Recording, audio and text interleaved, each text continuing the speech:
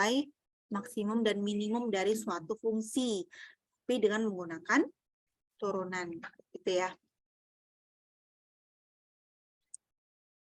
Nah, di sini untuk teorema terkait dengan nilai maksimum dan minimum. Jadi kalau misalnya ini untuk notasi dari fungsi ya. Jadi F ini adalah fungsi yang kontinu dalam interval tertutup, yaitu A, B. Tertutup ya intervalnya, karena dia sini kurung siku. Maka F ini memiliki nilai maksimum dan minimum di dalam interval tersebut. Jadi ingat, ketika fungsi itu kontinu, syaratnya ada berapa yang kontinu itu? Ada 3 ya, yaitu fungsi tersebut memiliki nilai, lalu memiliki limitnya ada, dan nilai fungsi dan nilai limitnya itu sama. Baru dikatakan bahwa fungsi itu kontinu gitu ya. Nah, lalu selain kontinu, dia harus berada di interval tertutup. Jadi di interval tertutup seperti ini. Bagaimana kalau intervalnya terbuka, Bu? Nah, kalau interval terbuka, berarti kan ini sudah teorema nih. Teorema yang sudah pasti, yang dimana sudah dibuktikan juga sebelumnya bahwa ketika fungsi itu kontinu di interval tertutup, maka dia memiliki nilai maksimum dan minimum. Jadi kalau selain itu, selain syarat yang ini, maka dipastikan fungsi tersebut tidak memiliki nilai maksimum maupun nilai minimum. Contohnya seperti ini. Fungsi itu kontinu, tapi dia berada di interval terbuka. Nah, interval terbuka ini, nah ini dikatakan bahwa fungsi tersebut tidak memiliki nilai maksimum dan nilai minimum. Begitu juga kalau yang setengah terbuka, setengah tertutup. Jadi salah satunya itu bisa jadi nilai maksimum yang tidak ada atau nilai minimum yang tidak ada. Seperti itu. Kalau kita perhatikan dari interval yang ini ya, yang terbukanya itu di sebelah kiri, di titik yang kecil kayak gitu. Sedangkan yang tertutup itu di yang besar. Jadi kemungkinan kalau dibalik bisa jadi nilai maksimumnya yang ada. Kalau misalnya dibalik seperti ini, intervalnya itu tutup terbuka, setengah tutup, setengah terbuka. Berarti di sini tertutup, di sini terbuka. Bisa jadi nilai maksimumnya yang ada, nilai minimumnya yang tidak ada. Seperti itu ya. Tapi kalau tertutup semua, memiliki nilai maksimum dan nilai minimum. Nah, kalau kita gambarkan, misalkan ya, ada fungsinya adalah 1/x. Kalau kita gambarkan, kalau ada bidang kartesius, bentuknya akan seperti ini nih. Seperti ini.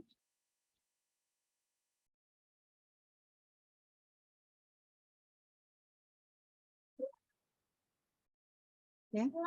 Mungkin bisa dicoba dengan menggunakan aplikasi yang Ananda tahu. Mungkin di SI sudah banyak yang diajarin mengenai aplikasi yang bisa digunakan bagaimana cara menggambar suatu fungsi, menggambar grafik dan menggunakan aplikasi. Salah satunya bisa juga menggunakan GeoGebra ya.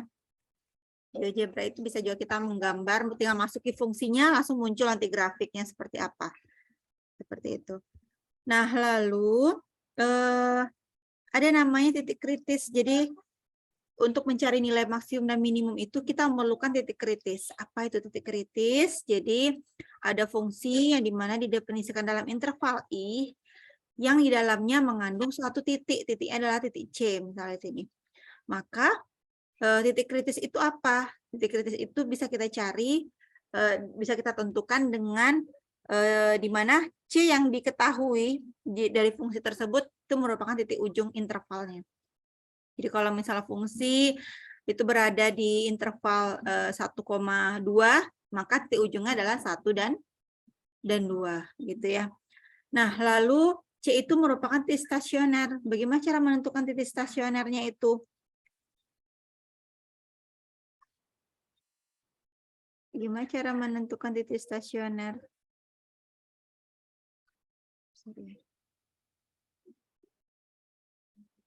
Nah, untuk menentukan titik stasioner ini kita menggunakan turunan. Berarti kita turunkan fungsi tersebut, lalu kita substitusikanlah nilai C-nya. Nilai C yang diketahui di soal.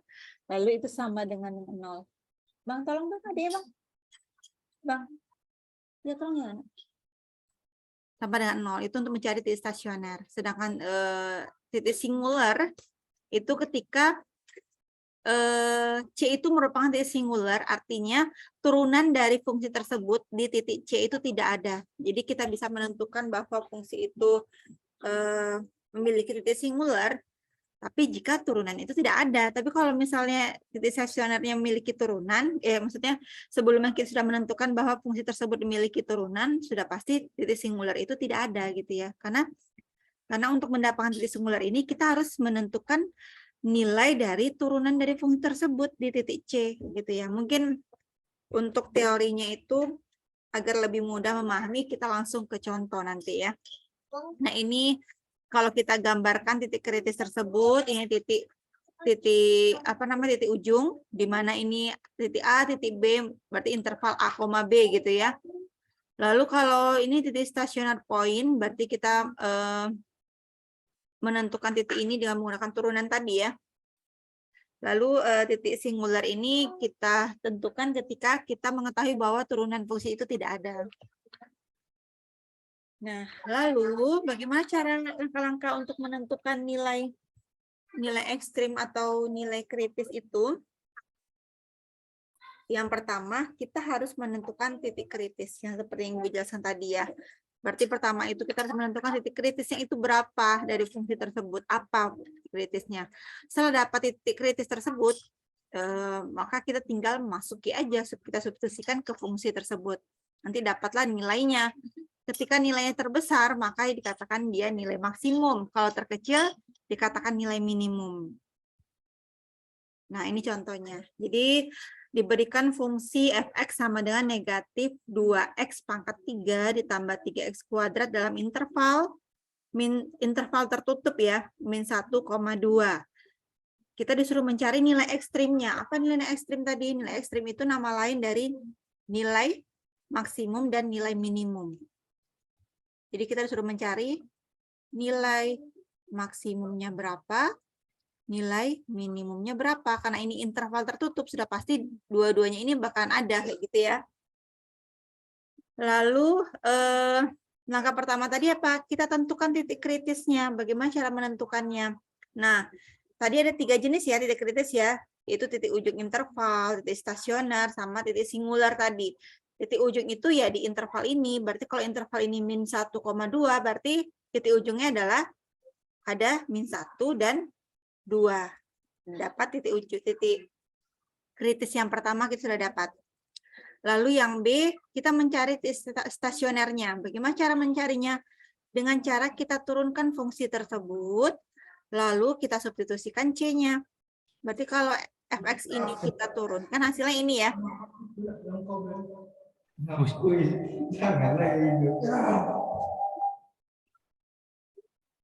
Iya enggak?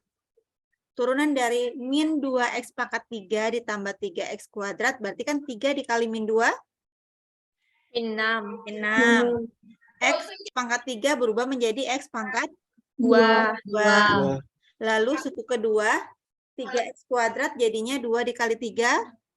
6. X kuadrat jadi X pangkat 1. Jadi X, ya pangkat 1. Lalu setelah kita mendapatkan turunannya, tinggal kita substitusikan C tersebut. C itu sama dengan 0. Berarti di sini C ini dianggap variabel baru lah ya, variabel baru. Kalau kita substitusikan atau kita masukkan ke turunan ini, dapatnya min 6C kuadrat ditambah 6C sama dengan 0. Nah, bentuk ini kan merupakan fungsi kuadrat. Ya kan, fungsi kuadrat. Berarti kalau kita ingin mencari berapa nilai C-nya, maka kan bisa kita ubah bentuknya jadi seperti ini ya. Jadi baris pertama dengan baris kedua ini sebenarnya sama, hanya mengubah posisinya saja. Berarti 6C ini kita keluarkan, tapi kalau misalnya kita kembalikan lagi dengan mengalihkan dia ke dalam, hasilnya akan baris pertama ini, kayak gitu ya. Nah, Maka 6C ini kita cari, berarti ini 6C ini sama dengan 0, maka dapatnya C sama dengan 0. Min C ditambah 1, berarti min C ditambah 1 sama dengan 0. Gitu ya, berarti yang sebelah kiri dengan yang ini pun untuk mencari berapa nilai C-nya ya. Berarti 6C ini harusnya di sini 6C sama dengan 0, berarti C sama dengan 0 dibagi 6. 0 dibagi bilangan berapapun hasilnya adalah 0, gitu ya. Lalu min C ditambah 1 sama dengan 0. Berarti min C sama dengan 1 ini pindah ke ruas kanan. Kalau pindah ke ruas kanan jadinya negatif harusnya gini ya. Min C sama dengan 0 dikurang 1. Berarti min C sama dengan min 1. Agar C di sini berarti kan kita kali dengan min 1. Berarti ini dikali min 1, yang ini jadi kali min 1, maka jadinya 1. Makanya untuk nilai C-nya adalah 0 atau C-nya sama dengan 1. Paham ya untuk mendapatkan nilai ini ya?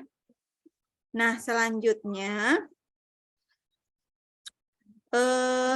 titik singular itu berarti kan tadi ada 3 jenis ya, titik kritis ya, titik ujung, titik stasioner dengan cara kita substitusikan nilai C-nya itu. C itu variabel baru. Lu dapatlah C-nya 0 dan C-nya sama dengan 1. Lalu yang terakhir adalah titik singular, yaitu pada C sedemikian sehingga turunan dari C itu tak ada. Turunan kita tuh ini tadi yang kita dapatkan.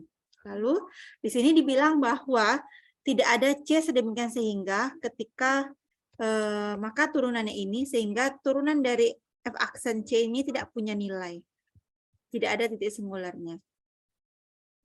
Mengapa tidak ada titik singularnya? Nah, karena ini tidak ada C sedemikian sehingga turunan dari F aksen C tidak punya nilai, gitu ya. Jadi karena ini kalau kita mencari turunan dari ini dengan titik C kan kita memiliki tadi ya.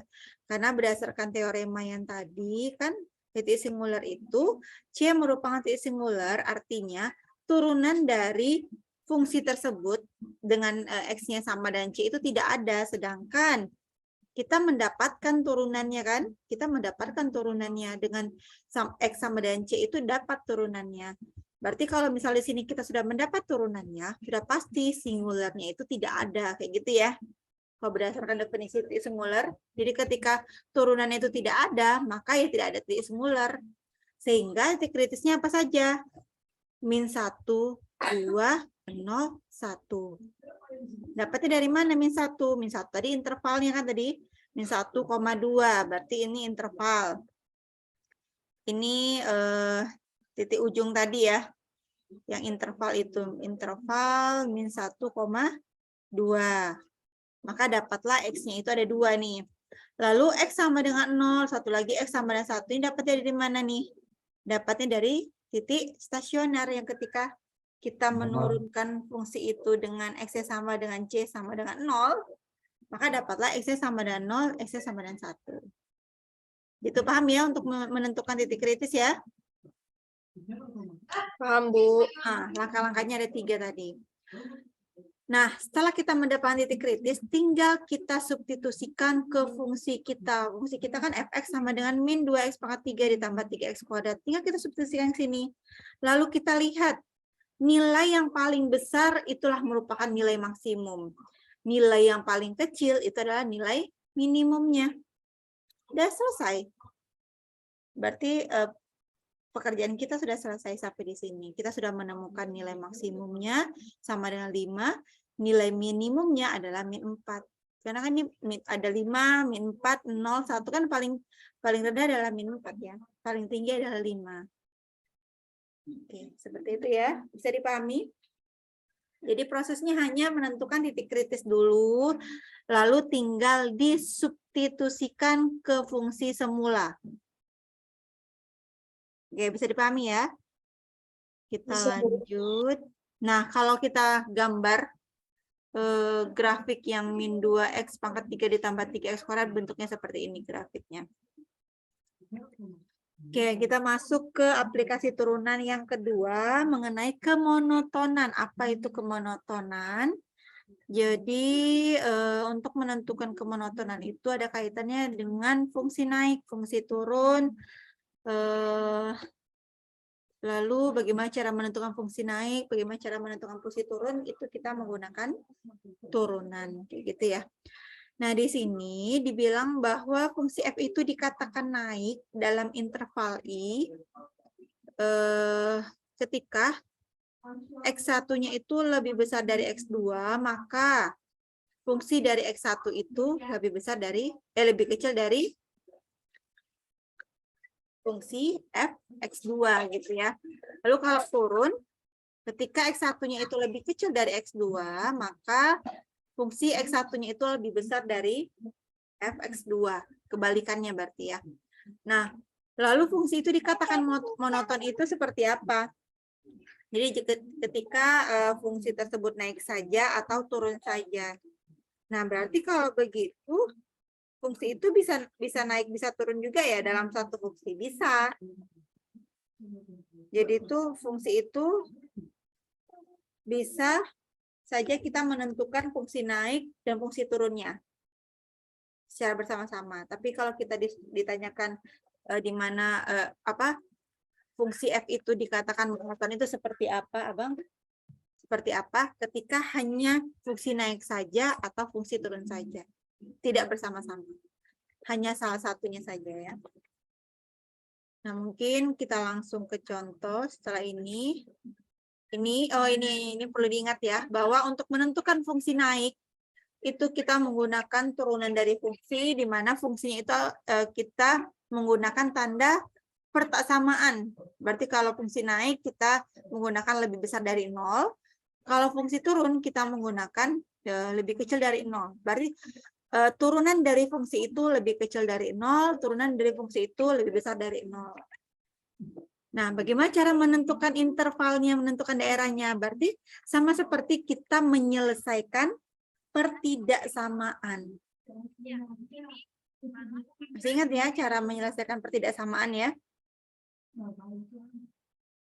Misalnya diberikan persamaan, kita disuruh mencari solusinya. Kan kalau misalnya diberikan persamaan nih, persamaan, lalu apa yang kita lakukan? Kita cari itunya kan, himpunan penyelesaiannya. Lalu kita nyatakan dalam bentuk grafik yang apa? Garis bilangan. Lalu kita bisa menentukan dalam selang atau interval kan? Iya enggak?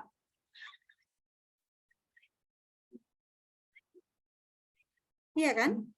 Misalnya diberikan pertidaksamaannya 2x ditambah 4 lebih besar dari 0. Nah, kalau kita disuruh mencari himpunan penyelesaiannya, grafiknya, bagaimana selangnya, gimana caranya? Kalau ketemu pertidaksamaannya bentuknya seperti ini, bagaimana caranya? 2x ditambah 4 lebih besar dari 0. Penyelesaiannya seperti apa?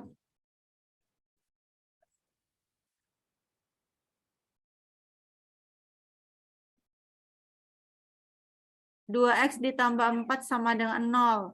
X-nya berapa? 2, Bu. X-nya 2. Gimana caranya? Berarti kan gini kan, 4-nya pindah ke luar sebelah. 2 atau min 2? Min 2, Bu. Min 2 ya. Maka X-nya sama dengan min 4 dibagi 2 sama dengan min 2. Nah, bagaimana? Ini persamaan ini persamaan. Karena tandanya pakai sama dengan nih, sama dengan. Nah, kalau tandanya lebih besar, lebih kecil, lebih besar sama dengan, lebih kecil sama dengan, kan namanya Samaan. Iya, pertidaksamaan. Bagaimana cara menyelesaikannya ini? Nih. Bagaimana cara menyelesaikannya? Sudah diajarkan sama Bu Mada kan?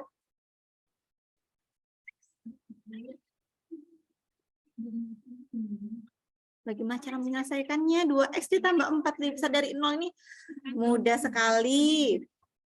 Ini masih tidak samaan linear. Bagaimana kalau yang kuadrat?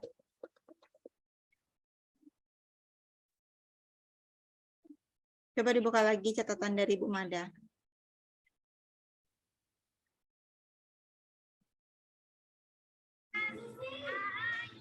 2x ditambah 4 lebih besar dari 0. Himpunan penyelesaiannya adalah?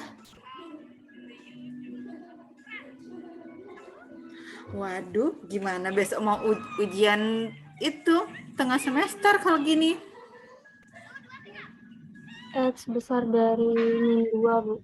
X besar dari min 2. Gimana Amira caranya, Amira?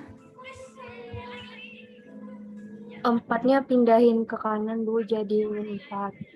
Ya, Terus kanan. 2-nya Lalu? juga X besar min 4 bagi 2. Oke, berarti kita mengubah agar koefisien atau konstanta yang 2 ini menjadi 1. Bagaimana caranya? Berarti kita pindahkan 2 ini ya ke sini ya. Maka X-nya sama lebih besar dari min 2. Nah, lalu bagaimana cara menggambar grafiknya pada garis bilangan? Coba yang menjawab. Ketika X lebih besar dari min 2, kalau kita gambar pada garis bilangan, bentuknya seperti apa? Coba yang menjawab.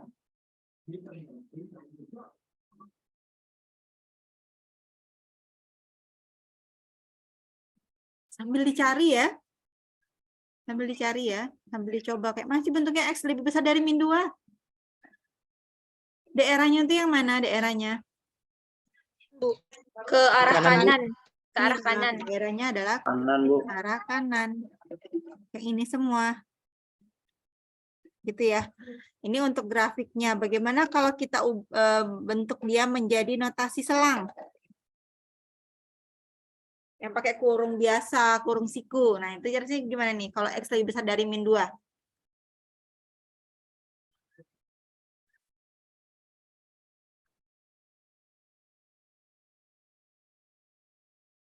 X lebih besar dari min 2. Kalau kita nyatakan dalam notasi selang, jadinya apa? Himpunan dari Negatif 2, hingga. dan X merupakan bilangan real. Di mana?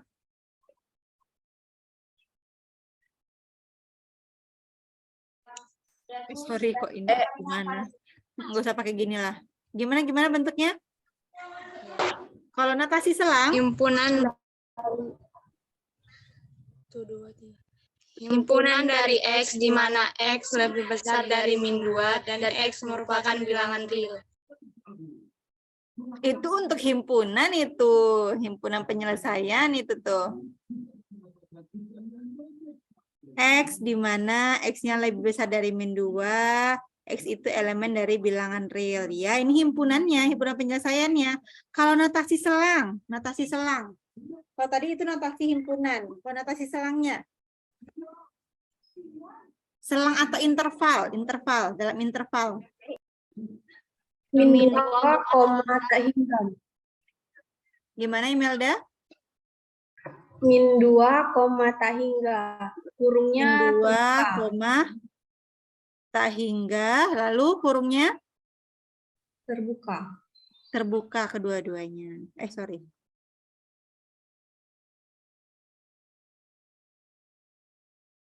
Terbuka kedua-duanya. Kalau X-nya lebih besar dari min 2, selangnya kita nyatakan seperti apa?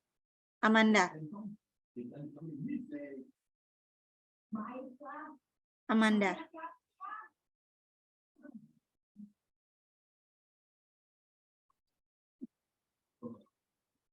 Masih mute kayaknya, Amanda. X lebih besar dari min 2. Kalau tadi kan X lebih besar, ini pakai sama dengan yang ini. Kalau ini nggak pakai. Dan notasi selangnya seperti ini nih. Min 2, tak hingga, kurungnya kurung biasa. Tapi kalau X lebih besar sama dengan negatif 2, maka selangnya gimana?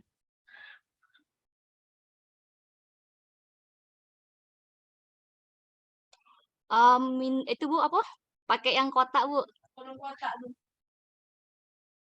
kurung siku, Ayo, min 2, tak hingga. hingga. Kurungnya apa lagi untuk tutupnya? Apa bulat yang kayak ini. Kurung biasa ya. Oh iya, iya. Berarti Maaf, ini namanya kurung siku, Bu. Kurung siku itu ya. ini kurung biasa. Sudah. Belum ya? Oke ya. Bisa ya. Jadi untuk menentukan interval dari fungsi naik, fungsi turun, nanti kita menerapkan pertidaksamaan.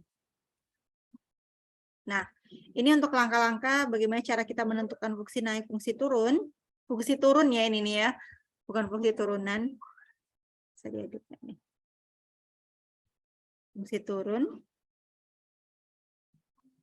Yang pertama, temukanlah turunannya. Berarti diberikan fungsi F, maka kita langkah pertama itu ya kita turunkan fungsi tersebut. Lalu yang kedua, fungsi tersebut, fungsi turunan f aksen itu kita samakan dengan 0 untuk mendapatkan nilai x-nya. Nah, yang ketiga, kita temukanlah solusi dari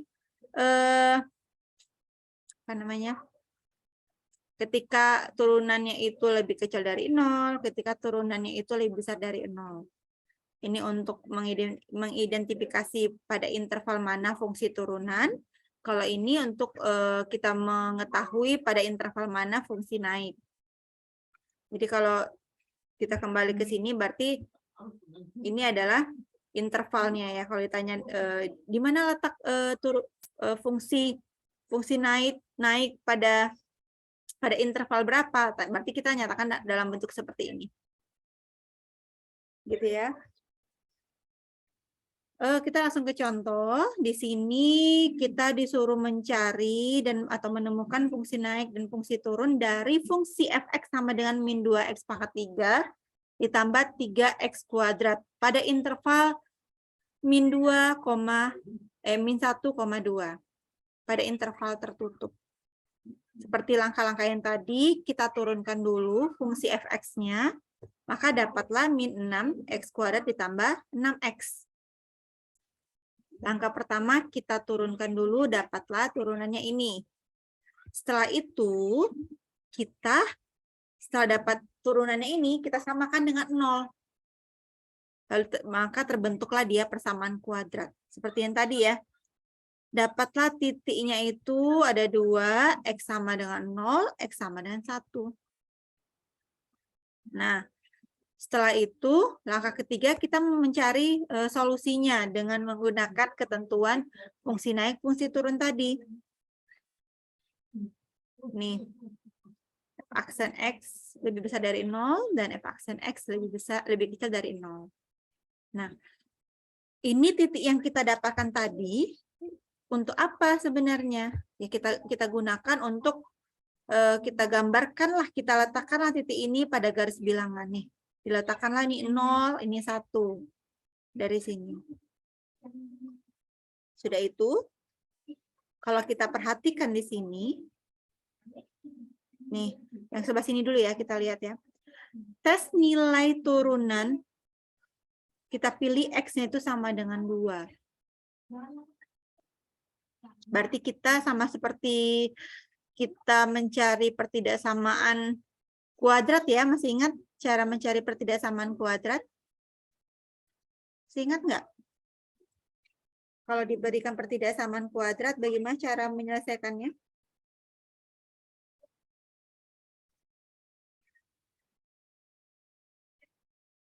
Coba Ibu kasih contoh dulu ya, pertidaksamaan kuadrat ya.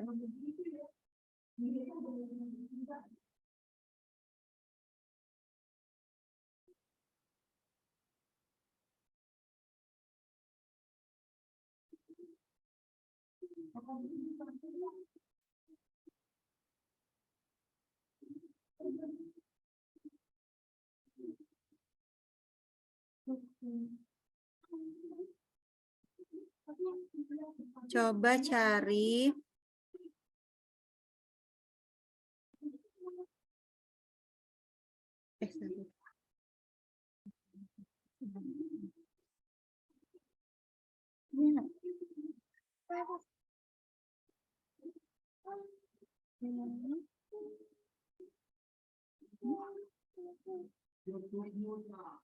X kuadrat.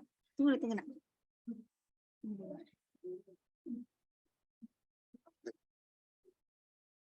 Ini 5X ditambah 6 lebih besar dari 0. Coba cari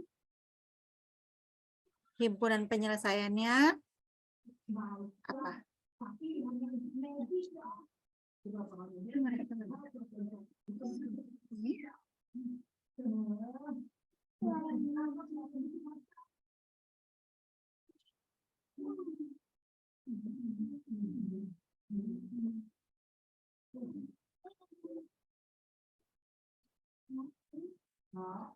Oke, coba silakan cari X pangkat 2. Ini X pangkat 2 ya. X pangkat 2 dikurang 5X ditambah 6 lebih besar dari 0. Ini pertidaksamaan kuadrat.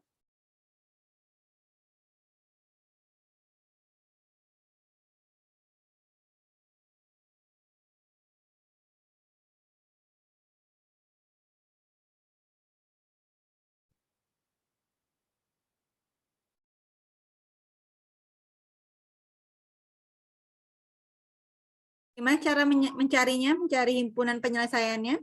Atau solusi? Atau kita mencari intervalnya? Dicari faktornya dulu. Kita cari faktornya dulu.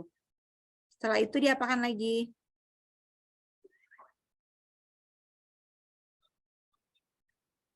Setelah itu diapakan lagi? Setelah itu dipisahkan satu-satu nilai X-nya. Dipisahkan satu-satu. Kalau ini difaktorkan dapatnya berapa? X dikurang 3, X dikurang 2. Lalu? Kan ini kan tandanya lebih besar dari 0. Berarti kita harus apakan dia terlebih dahulu sebelum difaktorkan? Dijadikan sama dengan. Iya, kita jadikan persamaan dulu ya. Berarti X kuadrat dikurang 5X ditambah 6 sama dengan 0 dulu ya. Maka di sini 0. Dapatlah X-nya berapa di sini? 3, X sama dengan 2. 2, Setelah itu diapakan?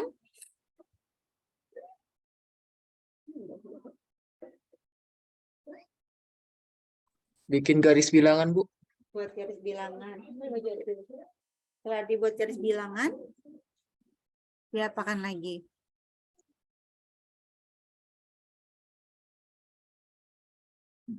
Kita bikin garis bilangan. Setelah dibikin garis bilangan, diapakan lagi? interval. Interval. Diapakan intervalnya? Kita buat interval gitu ya. Dengan titik berapa intervalnya? Titiknya apa yang kita temukan? 3 dengan 2. Berarti sebelah kiri 3 atau 2? 2. 2. Sebelah kanan adalah 3. 3. Setelah itu apa lagi? Kan belum selesai himpunan penyelesaian kita kan? Karena kan kita mengubah menjadi persamaan dulu dianya. Berarti ini bukan solusi dari pertidaksamaan kita. Belum selesai pekerjaan kita. Setelah ini diapakan lagi? Diuji. Ya, diuji. Bagaimana cara mengujinya? Dimasukkan ke soal nilai X-nya. X yang mana dimasuki ke soal? Di tes satu-satu. Diambil titik sampelnya, Bu. Iya, kita ambil titik sampelnya, titik ujinya ya.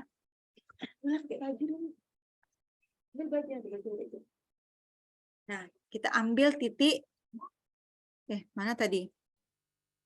Aduh, sorry. Ini ya. Nah, kita ambil titik uji. Dengan cara seperti apa kita menggunakan titik uji? Berarti kita pilihlah X yang lebih besar dari 3 ini. Berarti X lebih besar dari 3. Berarti kita pilih di sini 4 misalnya. Di antara 2 dan 3 kita pilih 2,5 misalnya.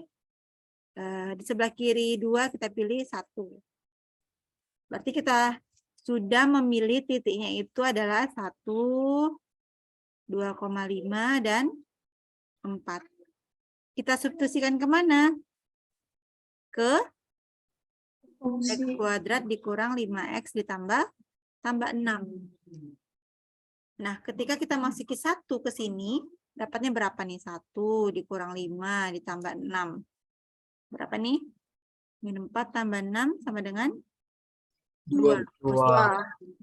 Berarti ini berarti positif. Kita bikin positif seperti ini. Pastilah di sini negatif, pastilah di sini positif. Kalau nggak percaya nanti silakan dicoba. Tapi kalau misalnya ujian, ini harus dicoba semua untuk menentukan benarkah di sini negatif, di sini positif, gitu ya. Jadi biar cepat Ibu langsung aja bikin seperti ini. Nah, setelah kita dapat ini ada daerah positif nih di sebelah titik 2. Ada daerah negatif di antara 2 dan 3. Ada daerah positif di antara titik 3 ini. Di sebelah kanan dari titik 3. Maka kita pilih daerah yang mana? Selang yang mana yang kita positif. pilih? Yang positif. Kenapa yang positif? Karena tadi lebih besar. Iya, kita pilih daerah positif. Nah, inilah daerah itu kita. Interval kita yang memenuhi pertidaksamaan X pangkat 2 dikurang 5. X tambah 6 nih bisa dari 0. Kalau bentuk ini kita nyatakan dalam bentuk interval, jadi bentuknya apa? Intervalnya. Ada 2 berarti ya. Ini atau ini gitu ya. Berarti X lebih kecil dari 2 atau X lebih besar dari 3. Ini himpunan penyelesaiannya. Kalau kita nyatakan dalam selang, bisa lah ya. Kita nyatakan dalam selang bentuk ini dengan bentuk ini. Berarti selang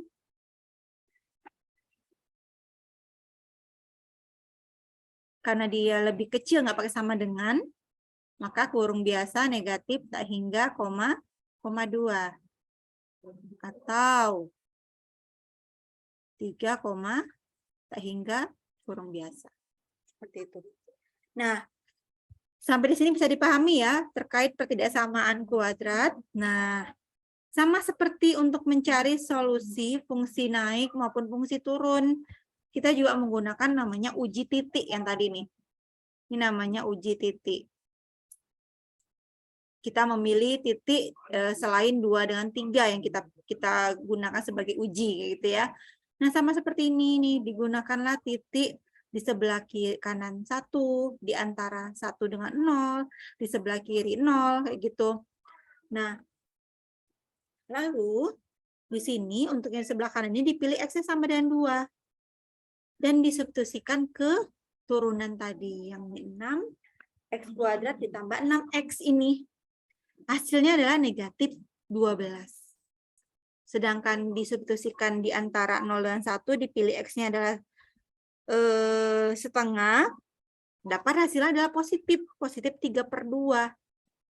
Berarti dia lebih besar dari 0 hasil dari turunan itu. Hasil turunan ini ya, ketika disubstitusikan nilai X-nya, hasilnya itu positif. Lalu ketika yang di sebelah kiri, dipilih X-nya sama dengan -1, ternyata nilai turunannya itu lebih kecil dari 0. Maka kita sudah mendapatkan nih bahwa yang lebih kecil dari 0 adalah fungsi turun, yang lebih besar fungsi naik. Berarti sesuai dengan yang diminta, di manakah fungsi naik, di manakah fungsi turun. Berarti sudah langsung kita tentukan ya. Sudah bisa kita tuliskan ya, berarti fungsi turun berada di mana? Fungsi turun berada di intervalnya di mana fungsi turun? Di X lebih besar dari 1 atau X lebih kecil dari 0. Nih. X lebih besar dari X lebih besar dari 0 atau X lebih besar dari 0, X lebih kecil dari 1. Itu fungsi naik ya. Kalau fungsi turun yang mana? Yang sebelah kanan dan kiri ini. Kalau fungsi turun berarti X lebih besar dari 1 atau X lebih kecil dari 0. Oke, sampai di sini bisa dipahami? Bisa dipahami ya? Berarti di sini dipilih X-nya sama dengan 2, ini dipilih X-nya setengah, di sini dipilih X-nya sama dengan -1. Ini negatif, ini positif, ini negatif. Berarti ini negatif, positif, negatif. Tinggal kita lihat lagi yang ini. Ketika dia lebih besar dari 0, berarti dia namanya fungsi naik. Ini adalah fungsi turun. Berarti tinggal kita nyatakan dia dalam bentuk interval. Gitu ya. Sampai di sini bisa dipahami? Bisa, Bu. Ya.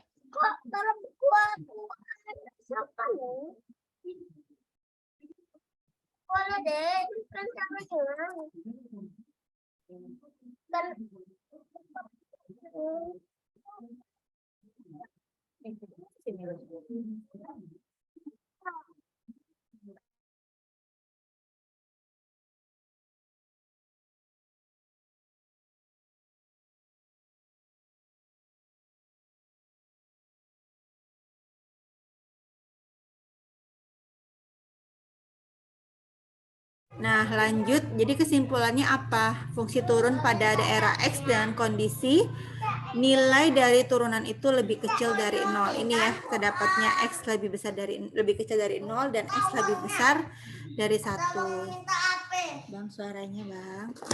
Lalu kalau fungsi naik itu kondisinya itu nilai dari turunan itu lebih besar dari 0, yaitu kalau di kasus yang tadi itu ini intervalnya. Berarti cukup menuliskan hasil akhir dari fungsi turunan, fungsi naik itu bentuknya seperti ini ya, dalam bentuk interval. Sampai di sini ada yang mau ditanyakan? Jadi kemonotonan itu berkaitan dengan fungsi naik, fungsi turun. Ya, kita lanjut. Nah, ini kalau kita gambar grafiknya bentuknya seperti ini.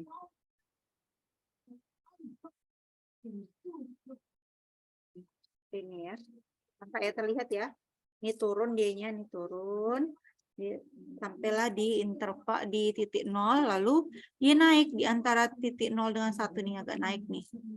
Grafiknya, fungsinya. Lalu dia turun lagi. Setelah di titik 1, gitu ya. Oke, kita lanjut ke aplikasi ketiga dari turunan, itu mengenai kecekungan. Jadi sudah bisa dipahami ya, bagaimana bentuk grafik fungsi naik, bagaimana bentuk grafik fungsi turun ya. Jadi kalau kita lihat kembali ini grafiknya, jadi ini grafik dari fungsi fx tadi. Nah, turun itu kan berarti dari atas ke bawah nih. Nih. Ini titik kita 0 dengan 1 yang kita peroleh tadi. Nah, dia turun. Tapi pada selang, pada interval 0 dengan 1 itu dia naik nih, nampak. Terlihat naik ya. Lalu di interval X lebih besar dari 1, dia turun lagi. Nah, bisa seperti itu ya. Untuk grafik dari fungsi naik maupun fungsi turun. Kita masuk ke kecekungan. Apa itu? Kita juga masih menerapkan turunan fungsi. Kalau di sini fungsi itu memiliki turunan. Jadi diasumsikan bahwa fungsi memiliki turunan di interval buka. Kalau tadi interval tutup ya, ini interval buka. Lalu fungsi f itu dikatakan cekung ke atas jika fungsi naik dalam interval, fungsinya itu naik kayak gitu ya. Lalu ketika fungsi itu cekung ke bawah, ketika fungsinya itu turun. Nah, berarti ada kaitannya dengan fungsi naik, fungsi turun tadi ya.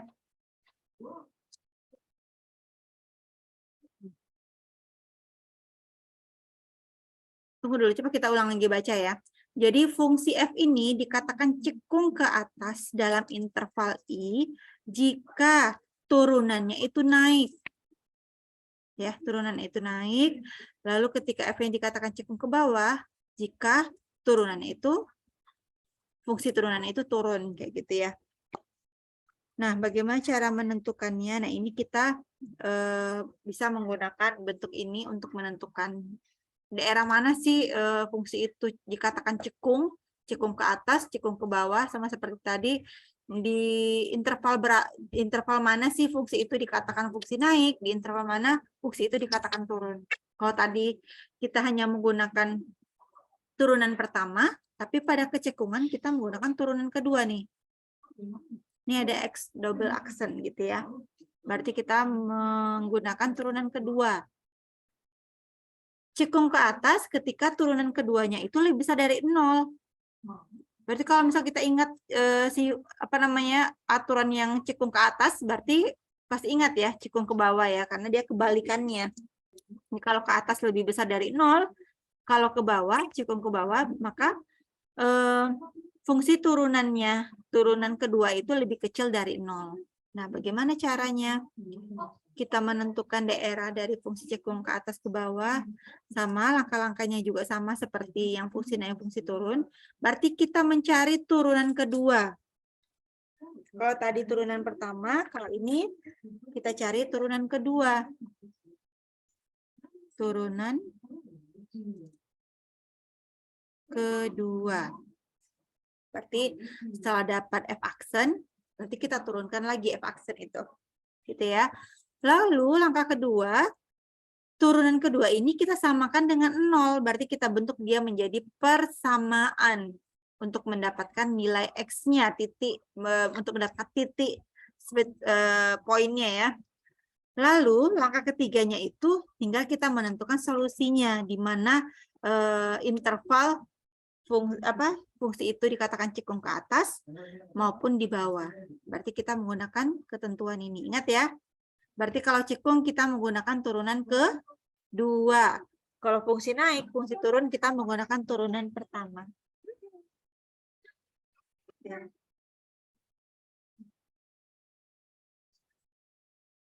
Oke, kita lanjut ke soalnya. Ini sama persis soal yang tadi ya, tapi bedanya kita disuruh mencari cekung ke atas, cekung ke bawah.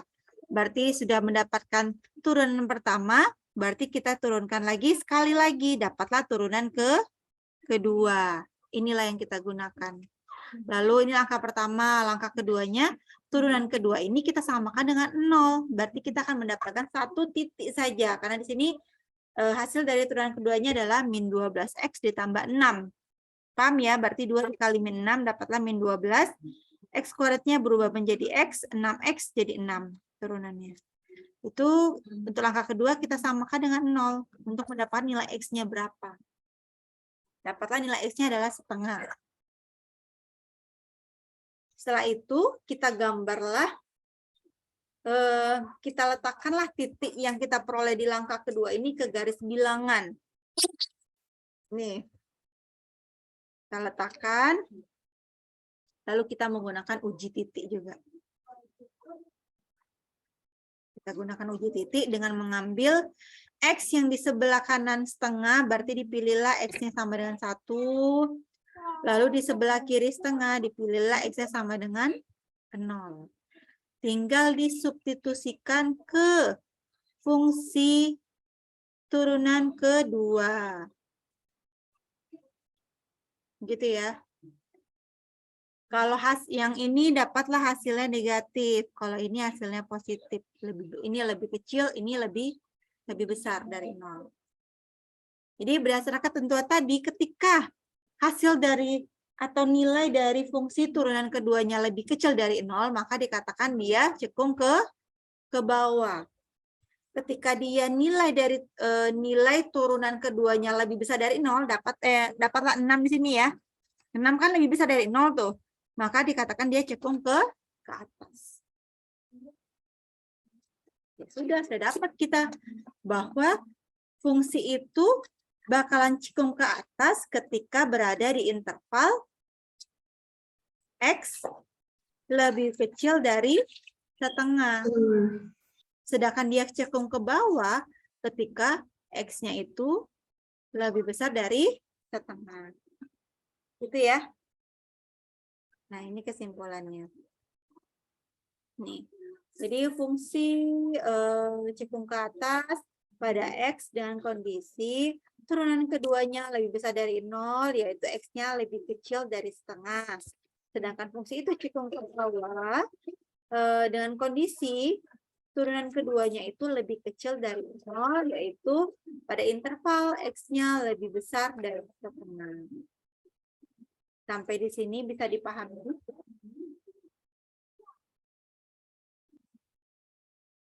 Nih, kalau kita gambarkan bentuk cekung ke atas, cekung ke bawahnya itu seperti ini ya. Ini cekung dianya nih, terlihat cekung. Tapi dia cekungnya ke atas. Terbuka ke atas. Ini dia cekung ke bawah. Gitu ya. Sampai di sini dia mau ditanyakan terkait nilai maksimum, kemonotonan ini fungsi naik, fungsi turun, serta cekung ke atas, cekung ke bawah. Dia mau ditanyakan? Ada yang mau menjelaskan kembali bagaimana cara menentukan nilai maksimum minimum, fungsi naik, fungsi turun, kecekungan atas, cekung ke bawah. Ada yang mau menjelaskan enggak? Secara singkat saja.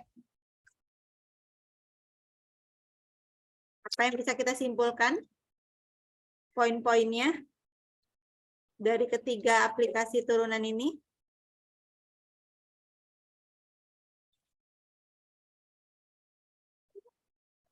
Ada yang mau ditanyakan? Bu, izin bertanya, Bu. Ya, Dwi, silakan. Tadi garisnya kan gangguan waktu Ibu jelasin yang cekung ke atas sama ke bawah. Belum terlalu paham.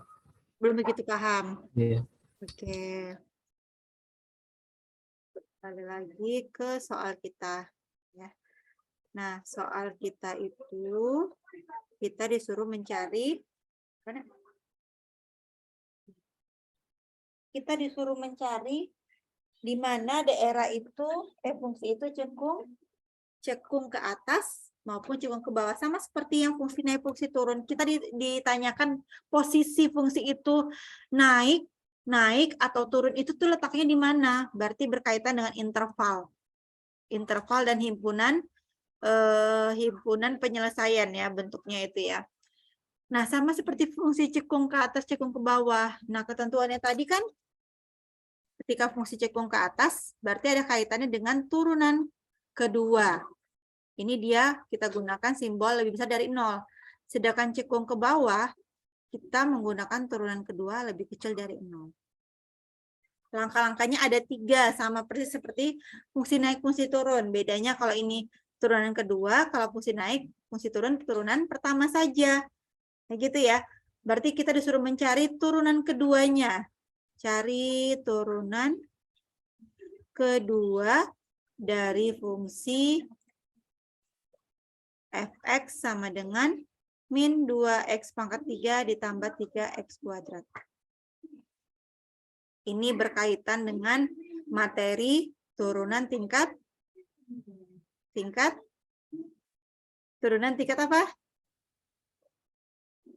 Minggu lalu kita pelajari turunan tingkat tinggi ya, berkaitan dengan turunan tingkat tinggi. Yang dimana kita mencari turunan pertama, turunan kedua, turunan ketiga, dan seterusnya.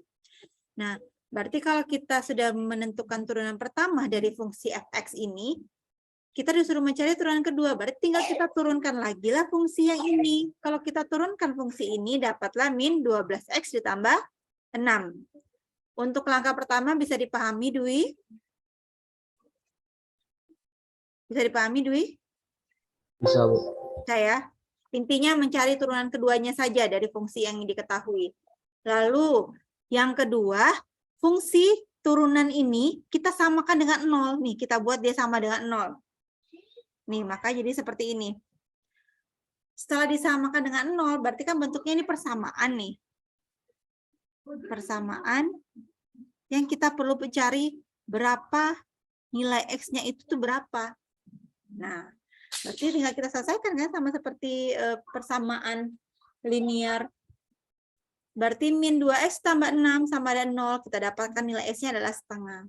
Berarti titiknya kita peroleh hanya satu saja. Hanya satu saja. Kita gambarkanlah dia pada garis bilangan setengah tadi itu. Tapi kita harus menentukan letak cekung ke atas, cekung ke bawah itu. Kita berarti harus tahu dia belum tentu cekung ke bawah itu sebelah kiri, belum tentu cekung ke atas itu sebelah kanan, begitu ya.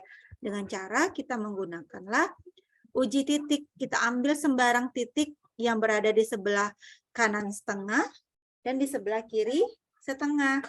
Ini dipilihlah titiknya itu adalah di sini dipilih 1, di sini dipilih 0. Iya kan? Kalau yang di sebelah kanan setengah kan berarti yang lebih besar dari setengah yang 1 ya. Kalau di sebelah kiri setengah berarti yang lebih kecil dari setengah kan 0 ya. Kayak gitu. Kita pilih aja bilangan yang mudah kayak gitu. Jangan pilih pula 1,5 bulat di sini gitu ya. Pilih aja yang bulat-bulat yang mudah kayak gitu. Nah, setelah itu disubstitusikan. Substitusikan ke ini. Keturunan kedua kita tadi. Kita dapat tadi turunan kedua kita tadi adalah min 12x ditambah 6. Berarti tinggal dimasuki ketika x-nya sama dengan 1, maka min 12 gantilah x dengan 1 ditambah 6 sama dengan min 6. Lalu ketika x-nya kita ganti dengan 0, min 12 kali 0 tambah 6, maka ini jadi 0, 6. Gitu ya. Min 6 itu lebih besar atau lebih kecil dari 0? Lebih kecil dari Lebih kecil. Lebih kecil dari 0. Maka hasil dari di sini dibikin lebih kecil dari 0 nih. Dibikinlah gimana? Lebih kecil dari 0. Lalu 6 ini lebih besar dari 0, maka dibikinlah hasil dari nilai turunan kedua lebih besar dari 0. Ketika dia lebih besar dari 0, dikatakan cekung ke atas. Lebih kecil dari 0, dikatakan cekung ke bawah. Gitu. Udah ya? Lalu, kita sudah tahu nih, berarti untuk daerah yang cekung ke bawah itu, ya daerahnya yang ini nih. Nih. Yang ini. Bagaimana cara menentukan interval tadi ketika daerahnya itu tuh yang sebelah kanan setengah. Berarti kan X lebih besar dari setengah ya. Lalu kalau ini sebelah kiri setengah, berarti kan X lebih kecil dari setengah. Sampai sini bisa dipahami? Ada yang mau ditanyakan? Nah, maka ini kesimpulannya yang perlu dibuat kesimpulan dari hasil dari garis bilangan itu harus ada kesimpulannya. Kita harus menyatakan bahwa fungsi cekung ke atas itu berada di interval di daerah X lebih kecil dari setengah, sedangkan cekung ke bawah itu di X lebih besar dari setengah. Gitu ya. Oke. Sampai di sini ada yang mau ditanyakan? Yang mau ditanyakan?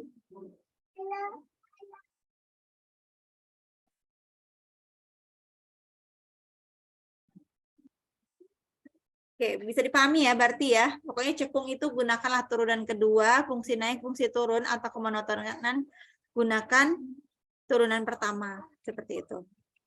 Kita masuk ke limit pada tak hingga.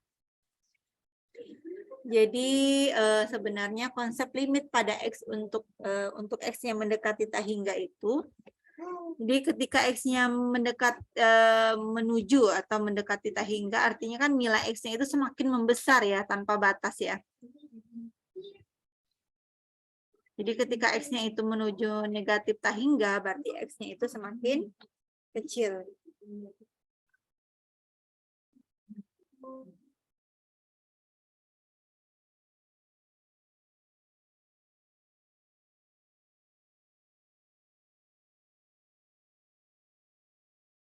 Nah, ini contohnya. Jadi, kalau ada fungsi 2x dikurang 4 per x tambah 1, kita disuruh temukanlah limit dari fungsi untuk x-nya itu mendekati tak hingga.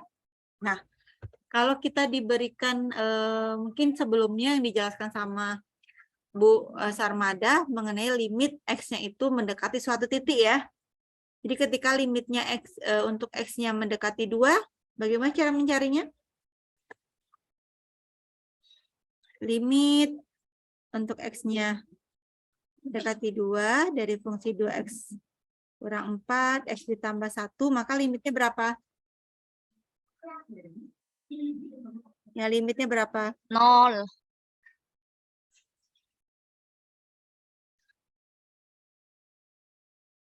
0.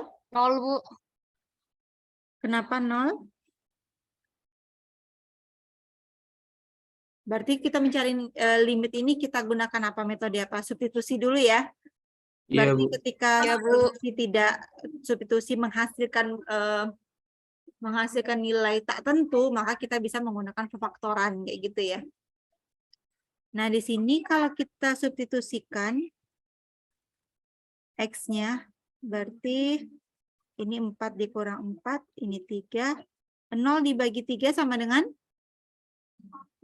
0. 0 gitu ya. Nah, bagaimana ketika limitnya itu X mendekati tak hingga? Nah, bagaimana caranya? Jadi, di sini yang kita perhatikan itu adalah variabelnya. Variabel yang di fungsi ini apa, variabel apa dia? Variabel X ya, variabel X. Dan pangkat tertingginya itu adalah 1. Maka, pembilang itu berada di atas apa di bawah? Pembilang itu yang mana? Yang atas. Penyebut berarti yang bawah ya.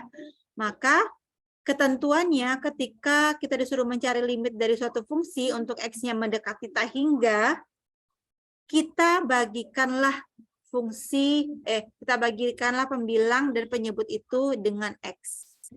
Seperti ini. Berarti masing-masing suku di pembilang, masing-masing suku di penyebut kita bagi dengan X. Nih. Jadi kalau kita bagi dengan X, 2X ini dapatlah 2. Iya, 2. 2, karena ini bisa habis. Lalu ini 4 per X, nggak bisa selesai ya. Lalu yang ini bisa habis, dapatlah 1. Ditambah per X. Cepat. Nah, untuk kita mensubstitusikan, adik,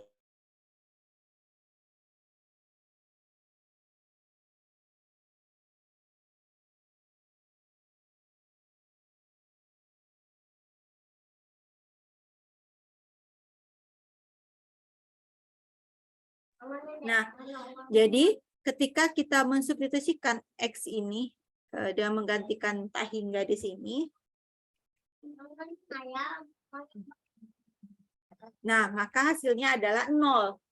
Jadi 4 dibagi dengan tak hingga, maka hasilnya adalah 0. Ingat, suatu bilangan dibagi dengan tak hingga, hasilnya adalah 0. Nah, begitu juga.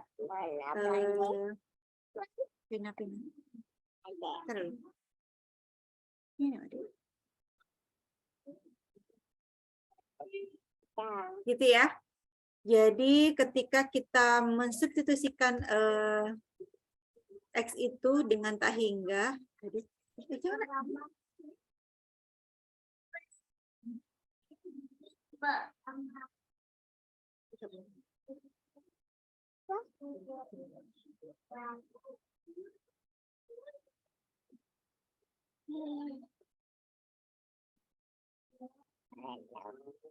nah ya, jadi ketika kita mensubstitusikan nilai X-nya dengan tak hingga, maka hasilnya adalah 0. Kayak gitu ya. Hasilnya adalah 0. Maka ketika 2 dikurang 0 sama dengan 2 gitu ya. 1 ditambah 0 sama dengan 1. Selesai, dapatlah nilai limitnya adalah 2. Ini ketentuannya. Jadi ketika suatu bilangan selain 0, kenapa selain 0? Dibagi dengan tak hingga, pasti hasilnya adalah 0. Ini yang perlu diingat ya.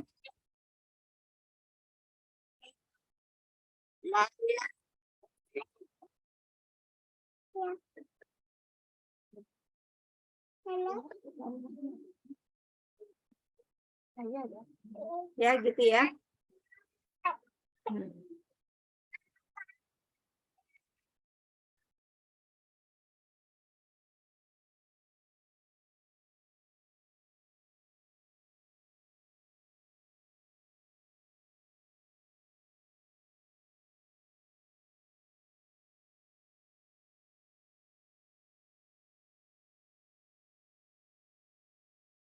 Bentar ya, silakan dipahami terlebih dahulu yang ini untuk X-nya mendekati negatif tak hingga. Hasilnya ternyata sama dengan 2. Coba pahami terlebih dahulu ya, bentar.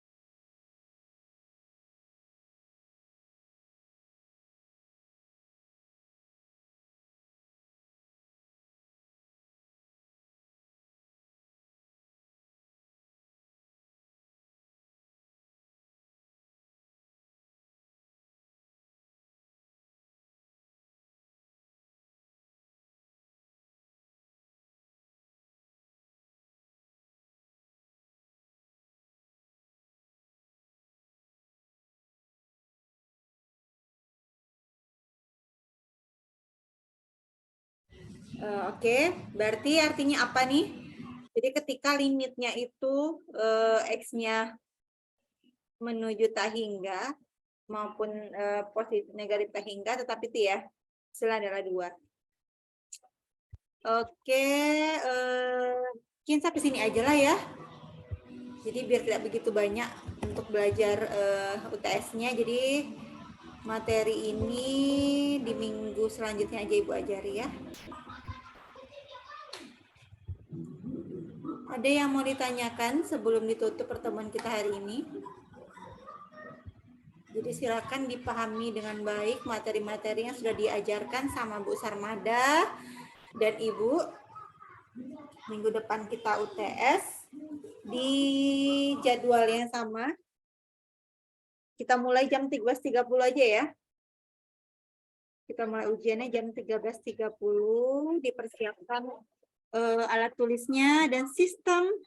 Nah, ingat ya, karena kita online, sistem UTS-nya itu nanti Ibu berikan soal, misalnya satu soal nih Ibu tayangkan di apa namanya, di layar, nanti langsung dikerjakan dengan berapa menit durasi kayak gitu.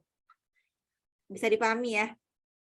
Lalu setelah sudah habis waktu kita tentukan untuk soal pertama, kita lanjut soal kedua.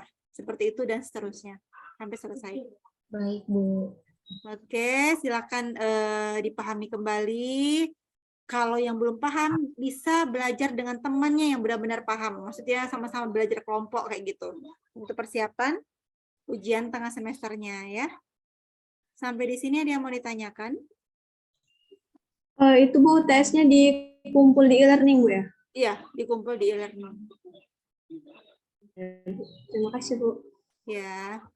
Ada lagi? Soalnya Bu, kira-kira berapa soal ya? Terus itu ditulis di buku atau di double folio? Double folio. Di double folio, dan mengenai berapa jumlah soalnya Ibu belum bisa memastikan karena soalnya pun belum apa ya, Bu Mada juga belum menyerahkan soalnya ke Ibu, jadi silakan dipersiapkan dengan baik. Pokoknya materinya itu yang sudah dipelajari lah. Seperti itu ya. Ada lagi? Oke, berarti bisa dipahami ya. Berarti sampai materi mengenai limit tak tentu tadi ya. Oke, kalau nggak ada lagi yang mau ditanyakan, sudah pada itu presensi semua? Sudah Bu. Sudah, Bu. Sudah, Bu. Oke. Sudah, Bu. Hadir semua kah ini? Coba Ibu cek dulu. Kamu sekelas berapa? Wah, itu ya. Itu. Aku juga mau hancur. Kami 32. Oh, dulu.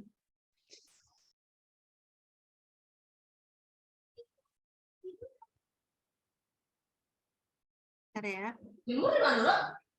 Oke, berarti udah semua ya masuk ya. 33 orang. Ya, kalau nggak ada lagi yang mau ditanyakan, Ibu tutup pertemuan kita hari ini. Ya, selamat belajar. Silakan dipersiapkan dengan baik. Semoga mendapatkan hasil yang terbaik juga sesuai dengan usaha dan ikhtiar yang sudah dilakukan kayak gitu ya. Berarti semester ini ya, maksudnya pertemuan sekarang nggak? Dalam minggu ini kan pada ujian semua? Sudah pada tes semua ya? Oh, minggu depan juga ya? Minggu depan juga, Bu. Minggu depan Bu. Oh gitu, yalah kalau begitu. Berarti pintar-pintarlah membagi-bagi waktu untuk belajarnya. Ya, kalau begitu, karena tidak ada lagi yang mau bertanya, Ibu tutup pertemuan kita hari ini. Ibu mohon maaf jika ada salah-salah kata. Semoga materinya bisa dipahami dengan baik. Ibu akhiri, Assalamualaikum warahmatullahi wabarakatuh. Selamat Waalaikumsalam. Waalaikumsalam. Siang, Bu. Terima kasih Bu.